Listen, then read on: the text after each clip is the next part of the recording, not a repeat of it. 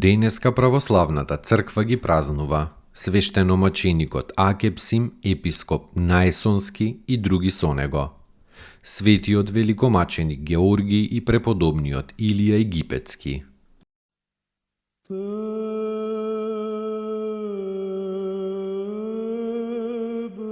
Свештеномаченикот Акепсим, епископ Наесонски и други со него. 80-годишниот старец Акепсим, исполнет со секаква христијанска добродетел, седел еден ден во својот дом со своите гости. Тогаш некое дете исполнето со благодатта на Божиот дух притрчало кај стариот епископ, го целивало на главата и му рекло: "Блазе и на оваа глава, затоа што ќе прими мачење за Христа." Ова пророштво наскоро и се остварило. Царот Савори почнал люто гонење на христијаните по цела Персија, та и светиот Акепсим бил фатен и бил изведен пред некој магеснички кнез. Конфатениот и врзаниот епископ пристапил некој од неговите домашни и го прашал што заповеда во врска со домот.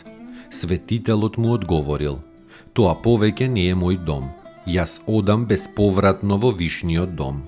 По големите маки бил фрлен во затвор, каде што утредента биле доведени и Јосиф, презвитер и старец од 70 години и ѓаконот Ајтал. По 3-годишно темнување и многу маки, на Акепсим му ја одсекле главата, а Јосиф и Ајтал ги закопале до колковите во земја и бездушниците им наредиле на христијаните да ги удираат со камења. Телото на Јосиф по Божја промисла во ноќта го снемало, а на телото на Ајтал израснало дрво, марсин, што исцелувало секаква болест и секаква мака на луѓето. И така, тоа траело 5 години, па тогаш злобните и завидливите незнабожци го пресекле дрвото. Овие Христови војници пострадале во 4-тиот век во Персија за време на царот Савори.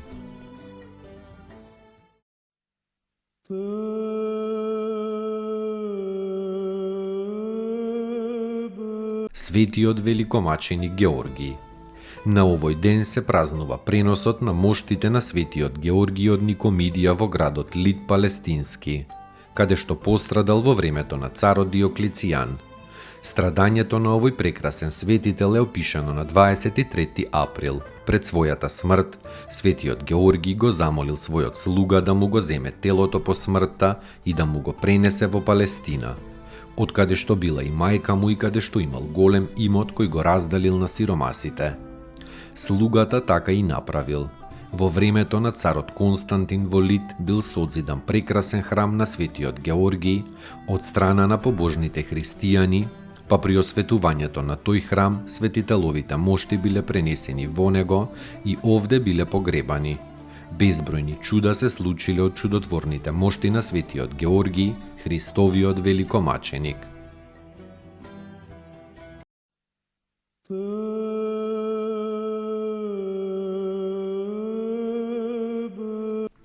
Преподобниот Илија Египетски се подвизувал во близина на Антино, главниот град на Тиваида.